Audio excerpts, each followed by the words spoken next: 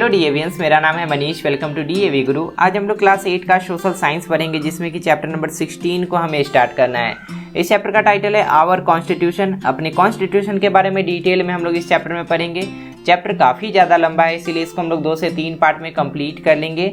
ये first part है, और अगर आपको इसके अगले पार्ट का वीडियो भी चाहिए तो आप कमेंट करके जरूर बताइएगा। आपकी क्लास के ऑलमोस्ट हर सब्जेक्ट्स का वीडियोस आपको इस चैनल पर मिल जाएगा। उनको देखने के लिए सिंपली आपको यूट्यूब पर डीएवी गुरु सर्च करके इस चैनल पर आ जाना है।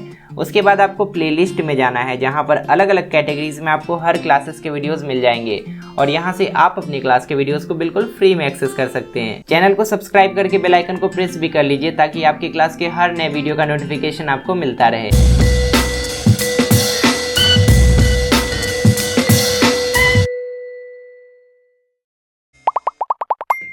किसी लंबे से चैप्टर को पढ़ने के लिए माइंड मैप बनाना बहुत इंपॉर्टेंट हो जाता है। तभी हमें समझ में आता है कि आखिर कौन कौन से टॉपिक हमें पढ़ना है और किस टॉपिक के अंदर में कौन कौन से सब टॉपिक्स हैं। इस चैप्टर में सबसे पहले हमें रूल्स और लॉज को समझना है, आखिर दोनों होते क्या हैं। इसके अंदर एक सब टॉपिक भी हमें पढ़ना है, जो कि है रूल ऑफ लॉ। उसके बाद हम लोग अपने कॉन्स्टिट्यूशन के बारे में डिटेल में पढ़ना शुरू करेंगे, जिसमें कि सबसे पहले हमें जानना होगा कि कॉन्स्टिट्यूशन का आखिर ज़रूरत क्या है। उसके बाद हमारे कॉन्स्टिट्यूशन का विजन और वैल्यूज़ क्या है, उसके बारे में भी डिटेल में हम लोग जानेंगे। उसके बाद हमें पढ़ना है कि हमारे कॉन्स्टिट्यूशन का बेसिक फीचर्स क्या क्या है। 4 बेसिक फीचर है, और चारों के बारे में डिटेल में हमें पढ़ना है। उसके बाद हम लोग समझेंगे कि अगर हमारे कॉन्स्टिट्यूशन में कोई भी अमेंडमेंट करना होता है, कोई भी चेंजेस करना होता है, तो उसका क्या क्या मेथड है। टोटल 3 मेथड्स है, और तीनों के बारे में अच्छे से हम लोग समझेंगे। और इस चैप्टर के एंड में अपने कॉन्स्टिट्यूशन के हिसाब से हम लोग इंडिया को समझेंगे। बहुत सारे टॉपिक्स इसमें हैं, सबको हम लोग अलग अलग से डिटेल में पढ़ेंगे, और इसको पढ़ने के बाद ये पूरा चैप्टर कंप्लीट हो जाएगा। हम एक्सप्लेनेशन स्टार्ट करते हैं। आप चैनल को सब्सक्राइब कीजिए और पूरा वीडियो देखिए, क्योंकि बोर्ड्स के एग्जाम में चैप्टर में कहीं से भी क्वेश्चन बनाकर पूछा जा सकता है। यहाँ हमें सबसे पहले समझना है कि रूल्स एंड लॉज क्या होते हैं। रूल्स का मतलब होता है नियम, और लॉज का मतलब होता है कानून। चाहे आप कहीं पर भी क्यों ना हो, आप घर में रहें या स्कूल में रहें या इवन रोड पर चलते रहें, आपको कुछ नियम कानून फॉलो करने होते हैं। जैसे कि अगर हम लोग रोड का ही एग्जांपल ले लें, तो जब हम लोग सड़क पर चलते रहते हैं और सामने ट्रैफिक लाइट हमें दिखता है, और ट्रैफिक लाइट अगर रेड होता है तो हमें आगे नहीं बढ़ना चाहिए, ऐसा रूल है। बहुत लोग फॉलो नहीं करते हैं, ये अलग बात है। बिल्कुल इसी तरह आपके स्कूल में भी बहुत सारा रूल्स होता है कि आपको स्कूल कितने बजे पहुंचना है, प्रेयर कितने बजे होगा, हर सब्जेक्ट कितने समय के लिए पढ़ाया जाएगा, लंच का टाइमिंग क्या होगा, और कितने बजे आपको स्कूल से छुट्टी मिलेगी। बिल्कुल इसी तरह से कुछ रूल्स और कुछ लॉज हमारे सोसाइटी के लिए भी होते हैं, हमारे कम्युनिटी के लिए भी होते हैं, और हमारे पूरे कंट्री के लिए भी होता है, जिसके बारे में हमें कॉन्स्टिट्यूशन में बताया गया है। अगर हम अपने सोसाइटी के सबसे बेसिक यूनिट की बात करें, तो वह है हमारा फैमिली।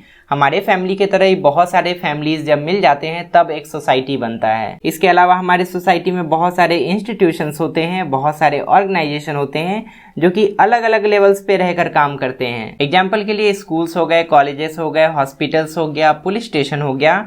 ये सब कुछ ऐसे इंस्टीट्यूशन और ऑर्गेनाइजेशन है जो कि हमारे सोसाइटी के लिए काम करते हैं। इसके स्मूथ फंक्शनिंग के लिए, इसके अंदर जितना भी काम होता है वो अच्छे से होने के लिए, स्मूथली होने के लिए रूल्स और लॉज का होना बहुत ज़रूरी है। ये कम्प्लीटली रूल्स और लॉज पर ही डिपेंड करता है, मतलब नियम और कानून पर ही डिपेंड करता है। इस नियम और कानून को बनाने वाला एक कंट्री भी हो सकता है, या तो एक कम्युनिटी भी अपने लिए नियम और कानून बना सकती है, ताकि वो अपने मेंबर्स के एक्शंस को रेगुलेट करके रख सके। एक्शन को रेगुलेट करने का मतलब क्या हुआ, नियम और कानून के दायरे में अगर लोगों को बांध दिया जाता है, तो कोई भी ऐसा काम नहीं कर पाता है जिससे कि किसी दूसरे आदमी को, किसी दूसरे इंडिविजुअल को परेशानी हो। आप खुद ही सोच कर देखिए कि अगर हम लोग ट्रैफिक रूल्स को फॉलो करना बंद कर दें, जब हम लोग गाड़ी चलाते हैं या सड़क पर चलते हैं, तो हमें कुछ रूल्स फॉलो करना होता है, आपको अच्छे से पता है। अगर लोग उन रूल्स को फॉलो करना बंद कर दें तो क्या होगा, एक्सीडेंट्स बढ़ जाएगा, ऑब्वियस सी बात है, और इसके कारण जितने भी लोग होंगे वो अपने आप को अनसेफ फील करेंगे।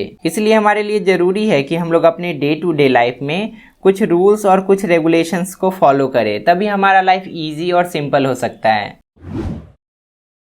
रूल ऑफ लॉ क्या होता है, इसको ध्यान से समझिएगा।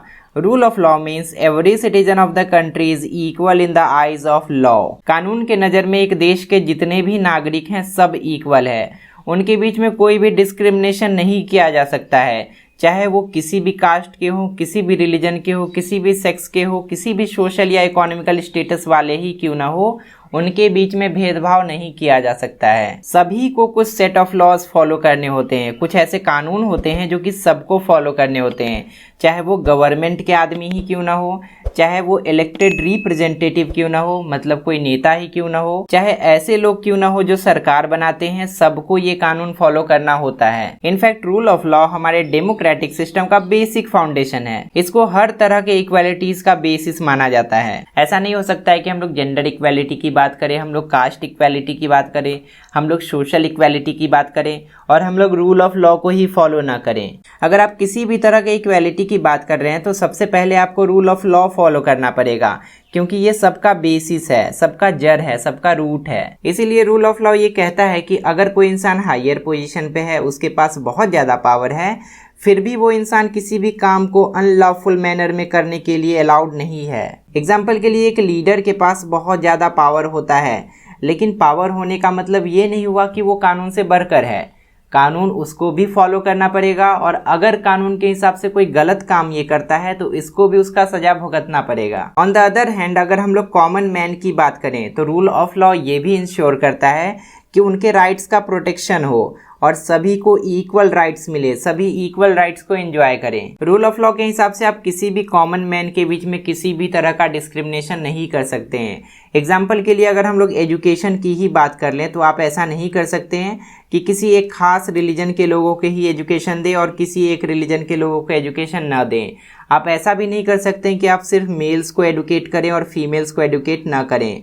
अगर आप ऐसा करते हैं तो ये रूल ऑफ लॉ के अगेंस्ट होगा। लेकिन एक बहुत ही इंपॉर्टेंट पॉइंट यहाँ पर दिया गया है कि हमें ये भूलना नहीं चाहिए कि अगर हम लोग इक्वल राइट्स की बात करते हैं तो इक्वल राइट्स के साथ साथ इक्वल रिस्पॉन्सिबिलिटीज भी आता है। अगर आपका कॉन्स्टिट्यूशन आपको राइट टू एजुकेशन देता है तो आपका भी रिस्पॉन्सिबिलिटी बनता है कि आप अच्छे से मन लगाकर पढ़ाई करें। अगर आपका कॉन्स्टिट्यूशन आपको राइट देता है कि दूसरे आपसे अच्छे से बिहेव करें तो आपका भी रिस्पॉन्सिबिलिटी बनता है कि आप भी दूसरों के साथ अच्छे से बिहेव करें। यहाँ पर ये वाला लाइन इंपॉर्टेंट है, इसको अंडरलाइन कर लीजिएगा। रूल ऑफ लॉ के बारे में एग्जाम में क्वेश्चन आता है। मोटा मोटी अगर हम लोग बात करें तो रूल ऑफ लॉ क्या है? रूल ऑफ लॉ ये कहता है कि कानून के नज़र में सब बराबर हैं, चाहे कोई अमीर आदमी हो, गरीब आदमी हो, किसी भी कास्ट का हो, किसी भी रिलीजन का हो, किसी भी जेंडर का हो, सब बराबर है। अगर कोई क्राइम करता है तो सबको सज़ा मिलेगी। जो एक अमीर आदमी को सज़ा मिलेगा वही गरीब आदमी को भी सज़ा मिलेगा। वो बात अलग है कि एक्चुअल में ऐसा नहीं होता है। जब भी कोई सेलिब्रिटी जेल जाता है तो फटक से वो बाहर आ जाता है।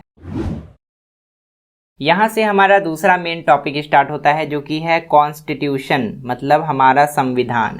कॉन्स्टिट्यूशन है क्या? सबसे पहले तो इसका डेफिनेशन हमें समझना पड़ेगा।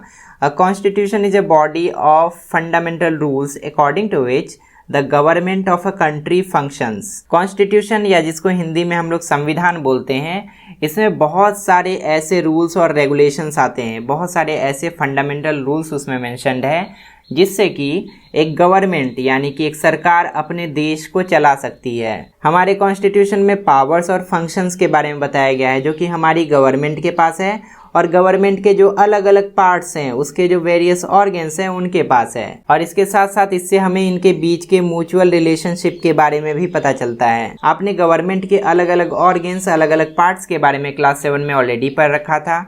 आपको पता था कि सबसे ऊपर आता है यूनियन गवर्नमेंट, उसके नीचे आता है स्टेट गवर्नमेंट, उसके नीचे आता है डिस्ट्रिक्ट एडमिनिस्ट्रेशन और उसके नीचे आता है या तो म्यूनिसिपैलिटी या तो पंचायत। और हमारे कॉन्स्टिट्यूशन का काम है इन्हीं के पावर और फंक्शन के बारे में बताना कि किसके पास कितना पावर होगा और किसका क्या क्या फंक्शन होगा, मतलब किसका क्या क्या काम होगा। म्यूचुअल रिलेशनशिप का मतलब हुआ कि इनके बीच में कैसा रिलेशन है, कौन किसके ऊपर आता है और कौन किसके नीचे आता है, दोनों एक दूसरे की हेल्प कैसे करते हैं ताकि गवर्नेंस अच्छे से चल सके। ये सब हमें अपने कॉन्स्टिट्यूशन से ही पता चलता है। हमारा कॉन्स्टिट्यूशन ये भी डिफाइन करता है कि सिटीजन्स के राइट्स क्या क्या होंगे, नागरिक के अधिकार क्या क्या होंगे और इसके साथ साथ रिलेशन क्या होगा गवर्नमेंट और उसके सिटीजन के बीच में, सरकार और उसके नागरिक के बीच में। सरकार अपने नागरिकों के लिए क्या क्या काम करेगी और नागरिक क्या कर सकते हैं जिससे कि सरकार और बेहतर तरीके से काम कर सके। Therefore in the Indian democratic setup, इसीलिए भारत की लोकतांत्रिक व्यवस्था में हमारा जो कॉन्स्टिट्यूशन है ना, एक पिवट की तरह है, एक बेस की तरह है, एक रूट की तरह है। उसके साथ साथ ये हमारे लिए एक प्राइमरी सोर्स ऑफ लॉज है। जितने भी नियम कानून हमारे लिए हैं सब के बारे में हमें अपने कॉन्स्टिट्यूशन से ही पता चलता है। इससे हमें उन सभी फंडामेंटल प्रिंसिपल के बारे में पता चलता है जिससे कि हमारे देश का कोई भी कानून बनाया जाता है और हमारा पूरा देश अच्छे से स्मूथली काम कर पाता है। कॉन्स्टिट्यूशन का डेफिनेशन इंपॉर्टेंट है, आप इसको अंडरलाइन कर लीजिएगा। एक लाइन में आप इसको डिफाइन कर सकते हैं। नीड ऑफ कॉन्स्टिट्यूशन, कॉन्स्टिट्यूशन का जरूरत क्या है, इसका नीड क्या है, उसके बारे में समझना बहुत जरूरी है क्योंकि इससे एग्जाम में क्वेश्चन पूछा जाता है। अभी हम लोग डेफिनेशन में देखे थे कि आखिर कॉन्स्टिट्यूशन है क्या। कॉन्स्टिट्यूशन में बहुत सारे रूल्स के बारे में मेंशन किया गया है। हमने चैप्टर के स्टार्टिंग में ही पढ़ा था कि चाहे हम लोग फैमिली की बात करें, किसी सोसाइटी की बात करें या कम्युनिटी की बात करें या पूरे कंट्री की बात करें, सब एक सेट ऑफ रूल को फॉलो करते हैं और एक कंट्री के लिए जितने भी रूल्स है वो कॉन्स्टिट्यूशन में बताया गया होता है। इसीलिए हमारे लिए कॉन्स्टिट्यूशन बहुत इंपॉर्टेंट है। अब चलिए इसके बारे में डिटेल में पढ़ लेते हैं। यहाँ पर बताया गया है कि India is a vast country, Bharat एक बहुत ही विशाल देश है। यहाँ पर आपको डाइवर्सिटीज देखने को मिलेंगी, आपको विभिन्नताएं देखने को मिलेंगी। जैसे कि डाइवर्सिटीज कई तरह के हो सकते हैं। फिजिकल डाइवर्सिटी हो सकता है, कल्चरल डाइवर्सिटी हो सकता है, सोशल डाइवर्सिटीज हो सकता है। इस तरह से आपको हर तरह के लोग भारत में देखने को मिलेंगे। Different people belonging to different regions, लोग अलग अलग रीजन में रहते हैं। हु स्पीक डिफरेंट लैंग्वेजेस, लोग अलग अलग भाषाएं बोलते हैं। हैव डिफरेंट लाइफस्टाइल, उनका लाइफस्टाइल भी अलग होता है। इतना डिफरेंसेस होने के बाद भी भारत के लोगों में कुछ ऐसे बिलीव्स और एक्शंस आपको दिखाई देंगे जो कि सभी में कॉमन होते हैं। जैसे कि भारत के किसी भी कोने में आप चले जाइए, आपको लोगों में ह्यूमैनिटी दिखेगा, उनमें हेल्पिंग नेचर दिखेगा। ये सब कुछ ऐसे ट्रेट्स हैं जो कि भारत के हर लोगों में होता है। कुछ एक्सेप्शन भी है लेकिन उनकी बात हम लोग यहाँ पर नहीं करेंगे। लेकिन कभी कभी ऐसा सिचुएशन भी आ जाता है कि वो किसी एक पर्टिकुलर इशू पर एग्री नहीं करते हैं। इसीलिए हमारा कॉन्स्टिट्यूशन एक सेट ऑफ रूल्स प्रोवाइड करता है जिसमें कि कई सारे सिद्धांत आते हैं और कई सारे कानून आते हैं जो कि ऑलमोस्ट सभी लोगों को एक्सेप्टेबल होते हैं, सब लोग उसको सपोर्ट करते हैं और इन्हीं सेट ऑफ रूल्स के बेसिस पर लोगों का लाइफ और एक कंट्री का गवर्नेंस स्मूथली चल पाता है। It is a multipurpose document, ये हमारे कॉन्स्टिट्यूशन के बारे में बोला जा रहा है। हमारा कॉन्स्टिट्यूशन जो है एक मल्टीपर्पज डॉक्यूमेंट है, मतलब इस एक डॉक्यूमेंट से हमारी कई सारी ज़रूरतें एक साथ पूरी होती हैं। Which caters our needs, requirements, future aspiration and ideals set before us. इससे हमारी जितनी भी ज़रूरतें हैं, हमारा जो फ्यूचर एस्पिरेशन है, फ्यूचर के लिए हम लोग जो कुछ भी सोच कर रखे हैं, हम लोग जो भी आइडियल सेट करके रखे हैं अपने फ्यूचर के लिए कि हमें ऐसा बनना है, वो सब हमारे कॉन्स्टिट्यूशन से ही फुलफिल होता है। इन सभी रिक्वायरमेंट्स को फुलफिल करने के लिए हमारा कॉन्स्टिट्यूशन हमें कैसे सर्व करता है, हमारी हेल्प कैसे करता है, उसके बारे में अब पॉइंट वाइज यहाँ पर बताया गया है। सबसे पहले तो हमारा कॉन्स्टिट्यूशन हमारे कंट्री के पॉलिटिकल सिस्टम का नेचर डिफाइन करता है कि हमारे कंट्री में डिक्टेटरशिप चलेगा कि डेमोक्रेसी चलेगी। हमारे भारत के कॉन्स्टिट्यूशन के हिसाब से हमारा कंट्री एक डेमोक्रेटिक कंट्री है, मतलब हमारे कंट्री में इलेक्शंस होते हैं, इलेक्शन के थ्रू लीडर चुने जाते हैं और उसके बाद वो लीडर हमारे कंट्री के डेवलपमेंट के लिए काम करता है। सेकेंड नंबर में बताया गया है कि हमारे कॉन्स्टिट्यूशन में कुछ ऐसे गाइडलाइंस दिए गए हैं जो कि हमारे डेमोक्रेटिक सेटअप में, हमारे डेमोक्रेटिक कंट्री में डिसीजन मेकिंग में मदद करते हैं। आपको पता है कि हमारे कंट्री में जो भी डिसीजन लिया जाता है लीडर्स के द्वारा लिया जाता है और लीडर्स कोई ऐसा डिसीजन ना ले जिससे कि देश के लोगों का बुरा हो, उसके लिए ही ये गाइडलाइंस बनाए गए हैं। जब भी कोई डिसीजन लिया जाता है तो इन गाइडलाइंस के अकॉर्डिंग ही लिया जाता है। हमारे कॉन्स्टिट्यूशन में कुछ ऐसे रूल्स भी दिए गए हैं जिससे कि पावरफुल लोग अपने पावर का मिसयूज न कर सकें और अथॉरिटी को अब्यूज न कर सकें। ऐसा बहुत बार देखा गया है कि पावर को मिसयूज करके, अपने अथॉरिटी को मिसयूज करके लोग अपने पावर का इस्तेमाल करते हैं और बाकी के लोगों के साथ इनजस्टिस हो जाता है, अन्याय हो जाता है। बस इसी को रोकने के लिए कुछ कानून, कुछ नियम बनाए गए हैं जो कि हमारे कॉन्स्टिट्यूशन में दिए गए हैं। हमारा कॉन्स्टिट्यूशन राइट टू इक्वेलिटी की भी गारंटी देता है जिससे कि हमें सोशल, पॉलिटिकल और इकोनॉमिक जस्टिस मिल पाता है। हमारा कॉन्स्टिट्यूशन इंश्योर करता है कि जितनी भी माइनॉरिटी ग्रुप्स हमारे कंट्री में हैं वो किसी भी बेनिफिट से डिप्राइव्ड न रहें, किसी भी लाभ से वंचित न रहें।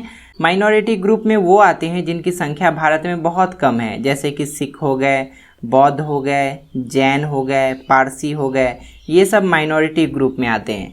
और मेजॉरिटी ग्रुप में वो आते हैं जिनकी संख्या भारत में बहुत ज़्यादा है, जैसे कि हिंदूज हो गए और मुस्लिम हो गए। इसके अलावा हमारा कॉन्स्टिट्यूशन ये भी इंश्योर करता है कि जितने भी मेजॉरिटी ग्रुप हैं वो किसी भी माइनॉरिटी को डोमिनेट ना करें। एग्जाम्पल के लिए अगर हम लोग पाकिस्तान की बात करें तो वहाँ पर मेजॉरिटी में मुस्लिम्स हैं और माइनॉरिटी में हिंदूज़ हैं। वहाँ पर मुस्लिम्स हमेशा हिंदूज़ को डोमिनेट करते हैं, हमेशा इन पर अत्याचार करते हैं, लेकिन हमारे कंट्री में ऐसा नहीं होता है। हमारे कंट्रीज़ में माइनॉरिटी पर कोई भी अत्याचार नहीं किया जाता है किसी भी मेजॉरिटी के द्वारा। अगेन यहाँ पर भी एक्सेप्शन है, लेकिन हम लोग एक्सेप्शन की बात नहीं करेंगे। हमारा कॉन्स्टिट्यूशन हमारे नेशनल इंटरेस्ट को गार्ड करता है, प्रोटेक्ट करता है। इसका मतलब ये हुआ कि अगर कोई भी इंडिविजुअल या कोई भी कम्युनिटी या कोई भी ग्रुप अगर हमारे भारत के लिए खतरा बनता है तो हमारे गवर्नमेंट के पास ये राइट है कि वो उसके खिलाफ लीगल एक्शन ले सके। हमारा कॉन्स्टिट्यूशन ऐसे किसी भी डिक्टेटोरियल या बायस डिसीजन को अलाउ नहीं करता है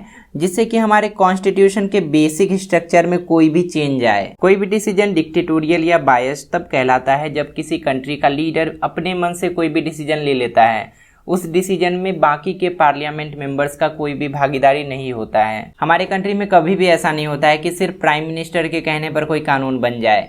जब भी कोई कानून बनता है उससे पहले जितने भी पार्लियामेंट के मेंबर्स होते हैं सबका सहमति आता है, उसके बाद कानून बनता है। इसके साथ साथ हमारा कॉन्स्टिट्यूशन ये भी कहता है कि 150 करोड़ की आबादी में अगर 500 लोग रोड को जाम करके बैठ जाएं किसी कानून के अगेंस्ट में, तो उस केस में कानून को रद्द करना भी अनकॉन्स्टिट्यूशनल है, जो कि हाल फिलहाल में हुआ भी है। सरकार ने गलत किया था। सबसे अंतिम पॉइंट में बताया गया कि हमारा कॉन्स्टिट्यूशन एक क्रूशियल रोल प्ले करता है हमारे डेमोक्रेटिक सोसाइटी को उनके अचीवमेंट्स और उनके डिजायर्ड गोल की तरफ ले जाने में। यहाँ पर जितने पॉइंट्स हमने पढ़े उसमें से 5-6 पॉइंट आप याद रखिएगा, क्योंकि कॉन्स्टिट्यूशन का नीड क्या है हमारे लिए, इसका ज़रूरत क्या है, इसके बारे में अगर एग्जाम में पूछा जाएगा तो आपको यही सब पॉइंट्स लिखने होंगे। हमारा नेक्स्ट टॉपिक है vision and values of Indian constitution. हमारे कॉन्स्टिट्यूशन के पीछे का सोच क्या है और इसका वैल्यू क्या है, इसका इंपॉर्टेंस क्या है हमारे लाइफ में, उसी के बारे में इस टॉपिक के अंदर में हमें पढ़ना है। देखिए, किसी भी कंट्री के कॉन्स्टिट्यूशन से हमें उसके खास फीचर्स, उसके कल्चर और उसके इथॉस के बारे में पता चलता है। एग्जाम्पल के लिए अगर हम लोग भारत के कॉन्स्टिट्यूशन को देखेंगे तो हमें भारत की खासियत के बारे में पता चलेगा, भारत के कल्चर और भारत की प्रकृति के बारे में पता चलेगा। बिल्कुल इसी तरह से अगर हम लोग किसी और कंट्री का कॉन्स्टिट्यूशन देखेंगे तो हमें उस कंट्री के बारे में पूरा डिटेल पता चलेगा। कॉन्स्टिट्यूशन ऑफ फ्रांस और यूएस के बनने का कारण था पॉलिटिकल रिवॉल्यूशंस। बहुत सारे राजनीतिक आंदोलन हुए थे, उसके बाद इन दोनों कंट्री का, फ्रांस और यूएस का कॉन्स्टिट्यूशन बनकर तैयार हुआ था। लेकिन अगर हम लोग ब्रिटिश कॉन्स्टिट्यूशन की बात करें तो उनके पास रिटन फॉर्म में कॉन्स्टिट्यूशन नहीं है। समय के साथ साथ धीरे धीरे ग्रेजुअल इवोल्यूशन के कारण उनका कॉन्स्टिट्यूशन बना है। अनलाइक यूएस जिसका कॉन्स्टिट्यूशन पॉलिटिकल रिवॉल्यूशंस के कारण बना,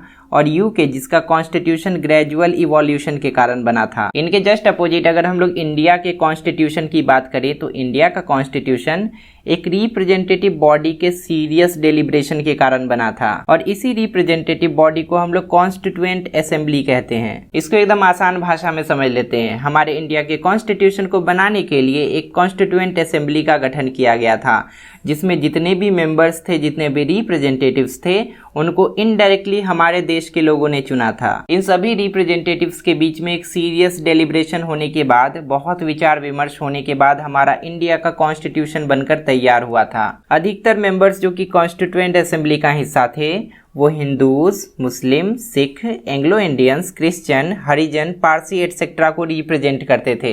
मतलब हर जाति, हर समुदाय से एक लीडर को चुना गया था जिनको संविधान बनाने के लिए अपना योगदान देना था। इस असेंबली का हिस्सा कुछ प्रख्यात लोग भी थे, जैसे कि जवाहरलाल नेहरू, वल्लभ भाई Patel, doctor Rajendra Prasad, Maulana Azad, K M. Munshi, J B. Kripalani, C Rajagopalachari, Pattabhi Sitaramayya, doctor B R. Ambedkar, doctor S. Radhakrishnan और एम. गोपाला स्वामी अयंगर। इनके अलावा असेंबली में 15 फीमेल मेंबर्स भी थी, जिनमें से 3 के नाम यहाँ पर दिए गए हैं। पहली थी सचेता कृपलानी, दूसरी थी सरोजिनी नायडू और तीसरी थी राजकुमारी अमृत कौर। कॉन्स्टिट्यूएंट असेंबली को डिफाइन करने के लिए आप इतना लिख सकते हैं, आप इसको अंडरलाइन करके याद रखिएगा, और उसके अलावा जितने भी मेंबर्स के नाम हमने यहाँ पर पढ़े उसको भी आपको याद रखना है। एग्जाम में इनके बारे में पूछा जा सकता है। यहाँ पर कुछ लीडर्स के फोटो दिए गए हैं जो कि कॉन्स्टिट्यूएंट असेंबली का हिस्सा थे। आपके लिए एक छोटा सा टास्क है, आपको कमेंट में लिखकर बताना है कि ये किसका फोटो है, ये किसका फोटो है और ये किसका फोटो है। Some ideals are included in the constitution of free India. हमारे भारत के संविधान में कुछ आदर्शों को जोड़ा गया है, जैसे कि कमिटमेंट टू डेमोक्रेसी, भारत में डेमोक्रेसी चलेगा मतलब लोकतंत्र चलेगा। गारंटी ऑफ जस्टिस, सबको न्याय मिलेगा। इक्वालिटी रहेगा, सबके बीच कोई भेदभाव नहीं रहेगा। और फ्रीडम टू ऑल पीपल, सबको स्वतंत्रता मिलेगी, सबको आज़ादी मिलेगी। हमारे कॉन्स्टिट्यूशन के मेकर्स इसके लिए बहुत कंसर्न थे कि भारत में जितने भी भूखे लोग हैं उन तक खाना पहुंचाया जा सके, सबके पास पहनने के लिए कपड़ा हो, और जो एक्सप्लॉयटेशन चलता आ रहा था बहुत दिनों से हमारे ही सोसाइटी के कुछ सेक्शंस के साथ, हमारे ही सोसाइटी के कुछ वर्गों के साथ, उसको भी खत्म किया जा सके। Therefore the preamble was included in the beginning of constitution. इसी कारण से हमारे कॉन्स्टिट्यूशन के शुरुआत में ही प्रीएम्बल को जोड़ा गया। अब आपके दिमाग में आ रहा होगा कि प्रीएम्बल क्या होता है, तो उसका डेफिनेशन यहाँ से दिया है। The preamble is an introduction to the constitution and is non-justiciable। हमारे कॉन्स्टिट्यूशन के इंट्रोडक्शन को ही हम लोग प्रीएम्बल कहते हैं, और ये नॉन जस्टिसिएबल है, मतलब इसमें कोई भी चेंज नहीं किया जा सकता है। ये रहा प्रीएम्बल का फोटो। इसमें जो कुछ भी लिखा हुआ है इसको पढ़कर हमारे कॉन्स्टिट्यूशन के बारे में बहुत कुछ हमें पता चल जाता है। और प्रीएम्बल के बारे में B.R. अम्बेडकर ने कहा था कि इसमें कभी भी कोई भी चेंजेस नहीं लाया जा सकता है, लेकिन अनफॉर्चुनेटली रातों रात इसमें एक वर्ड ऐड कर दिया गया था, और जिसके कारण आजकल हमेशा पत्थरबाजी होते रहती है और हमारी सरकार कुछ नहीं कर पाती है। प्रीएम्बल से हमारे भारत के पॉलिटिकल फिलॉसफी, इसके एम और ऑब्जेक्टिव और इसके बेसिक पर्पस के बारे में पता चलता है, जिसके बारे में हमारे कॉन्स्टिट्यूशन में मेंशन किया गया है। It is called the soul of Indian constitution. Preamble को हम लोग अपने संविधान की आत्मा भी मानते हैं। The courts regard it as a key to interpret the constitution. जब भी कोर्ट्स में कॉन्स्टिट्यूशन से रिलेटेड कोई भी केस होता है तो उस समय प्रीएम्बल को ध्यान में रखकर ही कोई भी फैसला सुनाया जाता है, ताकि हमारे प्रीएम्बल के किसी भी हिस्से में कोई भी चेंजेस लाना ना पड़े। Let us look at the preamble of constitution of India. हमारे कॉन्स्टिट्यूशन के प्रीएम्बल को डिटेल में क्लास 7 में ही पढ़ना था, हम पढ़ाए भी थे। जिस चैप्टर में प्रीएम्बल के बारे में दिया गया है ना, आप उस चैप्टर का वीडियो देख लीजिएगा अगर आपको इसका मीनिंग नहीं पता है तो। Let us study some of the salient features of the Indian constitution that have been incorporated to achieve our national goals given in the preamble। अब इस वाले पैराग्राफ में हमारे इंडियन कॉन्स्टिट्यूशन के कुछ फीचर्स के बारे में बताया गया है, जिसको हमारे प्रीएम्बल में इसीलिए मिलाया गया ताकि हमारा नेशनल गोल्स पूरा हो सके। हमारे कॉन्स्टिट्यूशन के फाउंडिंग फादर्स ने, जिन्होंने हमारा कॉन्स्टिट्यूशन बनाया, उन्होंने संविधान में कुछ ऐसे सिद्धांतों को भी जोड़ा जिसको फ्रीडम स्ट्रगल में शामिल लीडर्स फॉलो करते थे। इसके अलावा they also try to adopt the best features of the constitutions of England, USA, Canada, Ireland etcetera. इन सभी कंट्री के कॉन्स्टिट्यूशन में जितना भी अच्छा पॉइंट्स है उसको भी हमारे कॉन्स्टिट्यूशन में जोड़ा गया। इसीलिए हम लोग बोल सकते हैं our constitution is a combination of good features of several constitutions. हमारे संविधान में बहुत सारे संविधानों के अच्छे अच्छे फीचर्स को शामिल किया गया है। भारत के लोगों का जो नीड्स और एस्पिरेशंस था, उनकी जो जरूरतें और उनकी जो अभिलाषाएं थी, उनको आदर्शों और नियम के रूप में हमारे संविधान में शामिल किया गया है। ये वाला डू यू नो बहुत ही इंपॉर्टेंट है, क्योंकि इसमें उन सभी फीचर्स के बारे में बताया गया है जो कि विदेशों के कॉन्स्टिट्यूशन से लेकर हमारे कॉन्स्टिट्यूशन में शामिल किया गया है। सबसे पहले बात कर लेते हैं कि ब्रिटेन के कॉन्स्टिट्यूशन से हमने क्या क्या अडॉप्ट किया है। ब्रिटेन के कॉन्स्टिट्यूशन के हिसाब से एक कॉन्स्टिट्यूशनल हेड होता है पूरे स्टेट का, जैसे कि यूके में क्वीन होती है, बिल्कुल उसी तरीके से हमारे कंट्री में भी प्रेसिडेंट होते हैं। ब्रिटेन के कॉन्स्टिट्यूशन में प्रीएम्बल था, उसको अडॉप्ट करके हमारे कॉन्स्टिट्यूशन में भी प्रीएम्बल को शामिल किया गया। हमने उनसे कैबिनेट सिस्टम को भी अडॉप्ट किया है। कैबिनेट सिस्टम का मतलब होता है कि प्राइम मिनिस्टर के अंदर में बहुत सारे लीडर्स होंगे और हर लीडर का अलग अलग डिपार्टमेंट होगा, सब अपने अपने डिपार्टमेंट को हैंडल करेंगे। ब्रिटेन के कॉन्स्टिट्यूशन के हिसाब से वहाँ पर बाई कैमरल लेजिस्लेचर है, इसको भी हमने अडॉप्ट किया है। इसीलिए हमारे यहाँ 2 हाउसेस होते हैं, एक होता है लोअर हाउस जिसको लोकसभा भी कहा जाता है, और एक होता है अपर हाउस जिसको राज्यसभा भी कहा जाता है। किसको कितना पावर देना है वो भी हमने उन्हीं से अडॉप्ट किया है। जैसे कि लोकसभा के पास ज़्यादा पावर होता है और राज्यसभा के पास कम पावर होता है। हमने उनसे ये भी अडॉप्ट किया है कि काउंसिल ऑफ मिनिस्टर्स का कलेक्टिव रिस्पॉन्सिबिलिटी होगा, मतलब अगर एक मिनिस्टर अच्छा काम करता है तो सबको क्रेडिट मिलेगा, अकेला वो क्रेडिट नहीं ले सकता है, और अगर एक मिनिस्टर खराब काम करता है तो उसका रिस्पॉन्सिबिलिटी सबको लेना पड़ेगा। हमारे लोकसभा में एक स्पीकर होता है, ये कॉन्सेप्ट भी हमने उनसे लिया है। और पार्लियामेंट के मेंबर्स को क्या क्या प्रिविलेजेस मिलना है, इनको क्या क्या विशेष अधिकार मिलनी है, इसके बारे में भी हमने उन्हीं से अडॉप्ट किया है। यहाँ पर ये सभी पॉइंट्स इंपॉर्टेंट है। एग्जाम में क्वेश्चन पूछा जा सकता है कि ब्रिटिश कॉन्स्टिट्यूशन से हमने क्या क्या अडॉप्ट किया है, तो कम से कम 5-6 आप इसमें से याद रखिएगा जो आपको याद हो सके, और जब भी एग्जाम में पूछा जाए तो इन्हीं 5-6 पॉइंट्स को आप मेंशन कीजिएगा। अब हमें देखना है कि अमेरिकन कॉन्स्टिट्यूशन से हमने क्या क्या अडॉप्ट किया है। सबसे पहले तो अमेरिका में रिटन कॉन्स्टिट्यूशन है, हमारा भी रिटन कॉन्स्टिट्यूशन है। अमेरिका में फेडरल सिस्टम फॉलो किया जाता है, इसको भी हमने अपने कॉन्स्टिट्यूशन में अडॉप्ट किया है। इंडिया में भी फेडरल सिस्टम फॉलो किया जाता है। फेडरल सिस्टम का मतलब क्या होता है, इसको ध्यान से समझिएगा। इसका मतलब ये हुआ कि गवर्नमेंट का पावर अलग अलग लेवल्स पर डिवाइड होगा, जैसे कि अभी हमारे इंडिया में होता है। सबसे ऊपर प्राइम मिनिस्टर हैं, ये पूरे कंट्री को हैंडल करते हैं। उसके नीचे बहुत सारे स्टेट्स आते हैं और हर स्टेट का एक अपना लीडर होता है जिसको हम लोग सीएम बोलते हैं, चीफ मिनिस्टर। हर चीफ मिनिस्टर का काम होता है अपने स्टेट को हैंडल करना।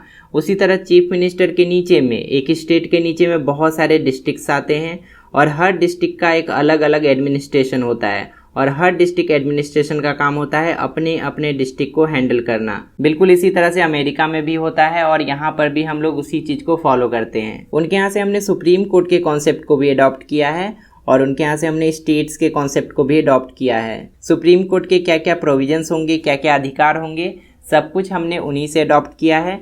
और हमारा पूरा कंट्री अलग अलग प्रोविंसेस में बटा हुआ है। बिल्कुल इसी तरह से अमेरिका भी अलग अलग प्रोविंसेस में बटा हुआ है। वो लोग उनको स्टेट्स कहते हैं और हम लोग भी उनको स्टेट्स कहते हैं। ये भी हमने उन्हीं से अडॉप्ट किया है। और सबसे अंतिम में राज्यसभा का कॉन्सेप्ट, जो कि इंडिया के अलग अलग स्टेट्स को रिप्रेजेंट करता है, वो भी हमने अमेरिकन कॉन्स्टिट्यूशन से ही अडॉप्ट किया है। अमेरिका में राज्यसभा नहीं कहते हैं, अमेरिका में यूएस सेनेट उसको बोला जाता है। ये सभी पॉइंट्स इंपॉर्टेंट है, आप इसको याद कर लीजिएगा। अब हमें देखना है कि कनाडा के कॉन्स्टिट्यूशन से हमने क्या अडॉप्ट किया है। कनाडा एक यूनियन ऑफ स्टेट्स है, मतलब बहुत सारे अलग अलग स्टेट से मिलकर कनाडा बना हुआ है। बिल्कुल इसी तरह इंडिया को भी एक यूनियन ऑफ स्टेट्स माना गया है। आयरलैंड के कॉन्स्टिट्यूशन से हमने directive principles of state policy का कॉन्सेप्ट लिया है, जिसको शॉर्ट में DPSP बोला जाता है। इसके बारे में एक पूरा चैप्टर हमें क्लास 8 में पढ़ना है। आपको फिर से बता देते हैं कि किस कंट्री के कॉन्स्टिट्यूशन से हमने कौन कौन सा कॉन्सेप्ट लिया है। ये आपको याद रखना है, इम्पॉर्टेंट है, हर एग्जाम में इसके बारे में पूछा जाता है। फाइनली आज के क्लास में हमने इतने टॉपिक्स को कंप्लीट कर लिया। इसके बाद के टॉपिक्स आपको पार्ट 2 और 3 में मिल जाएंगे।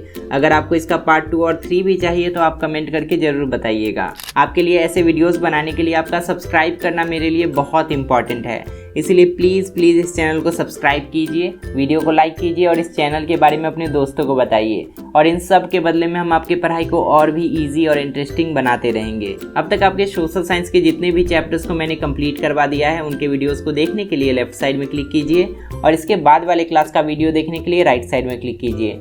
फिलहाल इस वीडियो में इतना ही, मिलते हैं अगली क्लास में बहुत सारे नए टॉपिक्स के साथ। तब तक के लिए अपना ध्यान रखिए और अच्छे से पढ़ाई करते रहिए।